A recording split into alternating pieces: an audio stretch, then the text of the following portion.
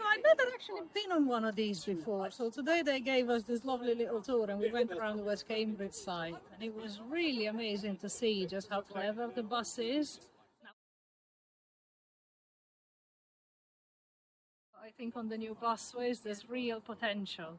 And we have to remember that when the conditions are right, an autonomous vehicle is safer than a human driver because it really does detect everything. It doesn't get distracted. It doesn't fail to notice. It doesn't, it doesn't commit human errors. I mean, these cameras will pick up issues when they appear, and so it will make transport very efficient and very safe. And I'm so looking forward.